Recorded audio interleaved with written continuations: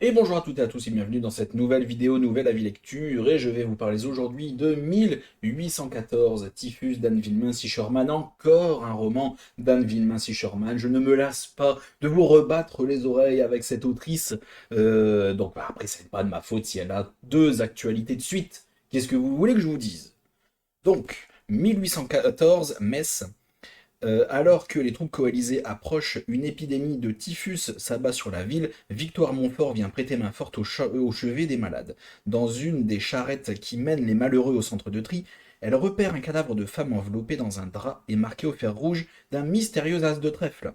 Ce n'est pas la première fois qu'elle aperçoit cette cicatrice. Sans sa perspicacité, ce qui aurait pu passer pour une mort naturelle s'avère une série de meurtres ciblant des prostituées, mais qui déploie tant d'efforts à faire taire ces femmes alors que les morts ne cessent de s'accumuler? Donc encore une fois, c'est un très bon moment de lecture, ai-je besoin de le dire? J'adore le roman d'Anne Sherman, c'est une dame très très sympathique. Oui, j'aime beaucoup, bien sûr. Donc nous sommes sur la série Victoire Montfort, donc qui commence avec 1803, la sage-femme, ensuite 1812, le fiancé de Russie, et nous en sommes là, 1814, Typhus, donc nous sommes avec, c'est chez 10-18. Voilà, j'oublie toujours de dire la maison d'édition, mais c'est important, c'est chez 10-18.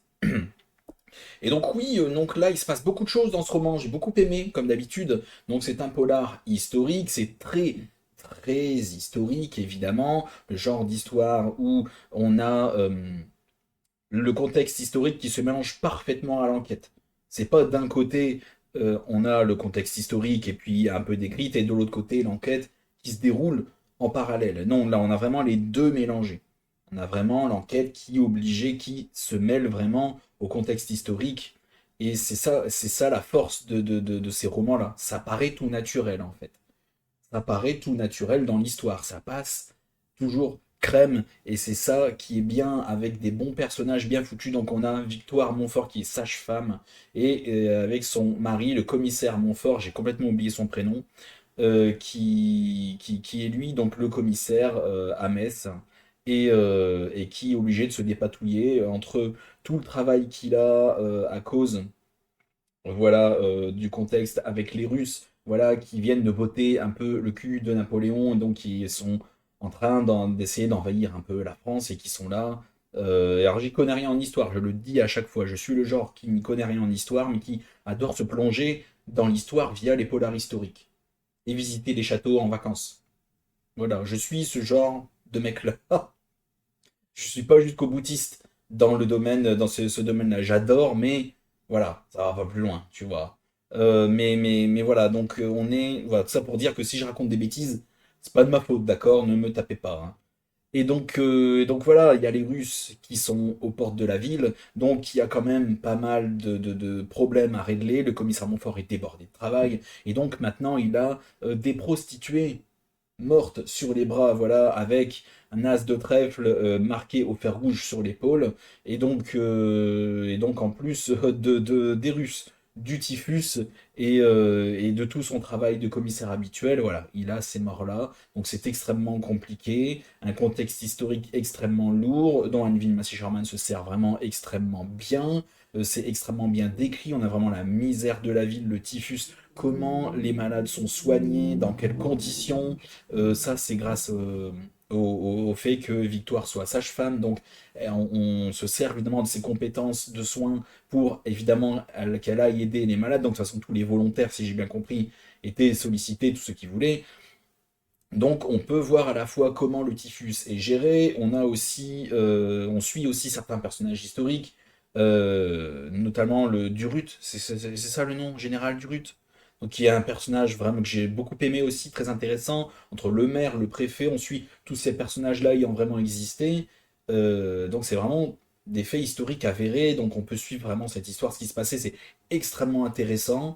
On apprend, moi, je perçois à chaque fois, avec ce genre de roman, j'apprends plein de choses. Et en plus, à côté, on a ce meurtre de prostituée qui, bah, du coup, est au premier plan sans l'être.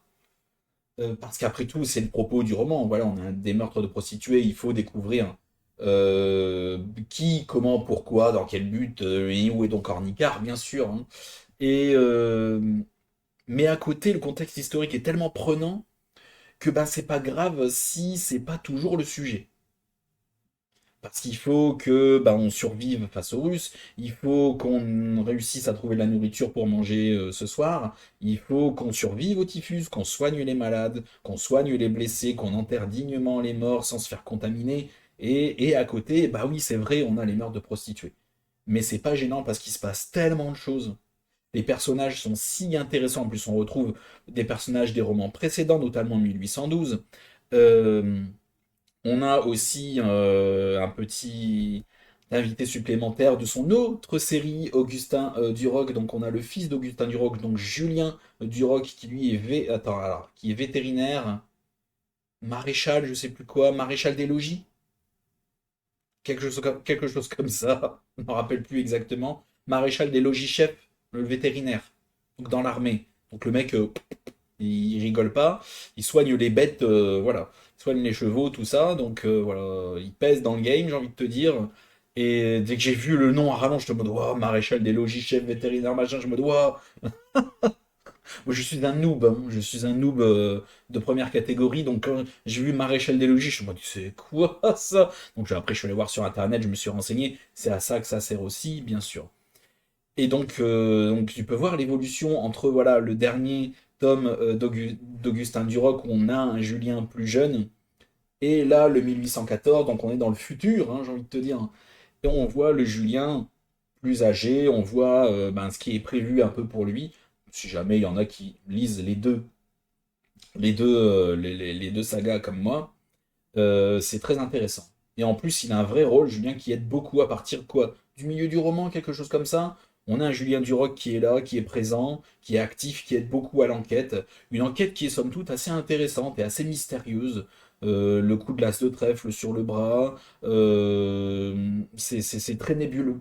C'est très très nébuleux, c'est un peu un jeu du chat et de la souris. Dès qu'on a un semblant de solution, vraiment, c'est un peu comme de la fumée. T'arrives pas vraiment à attraper, à attraper ou à appréhender vraiment cette personne, ce coupable, ce ou ces coupables. Bah, je laisse un voile de mystère.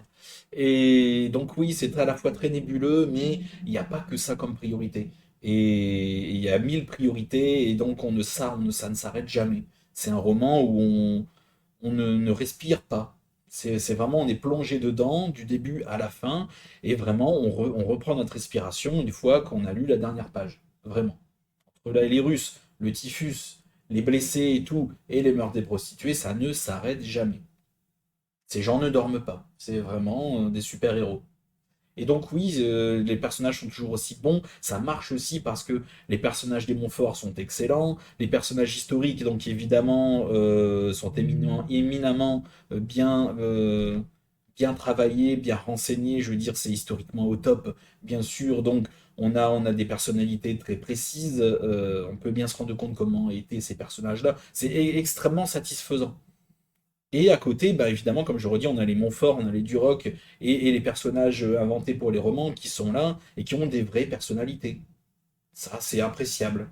C'est pas juste un trait de caractère et c'est ce qui les définit tout le long du roman. Ça, c'est ce que j'apprécie chez cette autrice-là. Elle sait créer de vrais personnages entiers. Et ça, c'est une bonne chose. C'est excellent. Car les compétences de Victoire se complètent extrêmement bien avec les compétences de son mari commissaire qui, bah, du fait d'être parfois de la police, ça peut fermer certaines portes, ça peut lier certaines langues parce que voilà, on se méfie de la police ou c'est impressionnant les policiers. Donc quand on a une sage-femme à côté, qui quelqu'un avec qui on est plus en confiance, ben on s'ouvre peut-être plus à la sage-femme qu'au commissaire. C'est un peu ce genre de duo-là auquel on a affaire. Et donc, ouais, non, mais c'est toujours aussi bien. Et j'espère qu'il y aura un 1816 ou un 1818, je ne sais pas, avec la date que vous voulez. Hein, mais moi, je me lasserai jamais. Voilà, je vais pas me lasser. J'espère une suite, évidemment, comme d'habitude.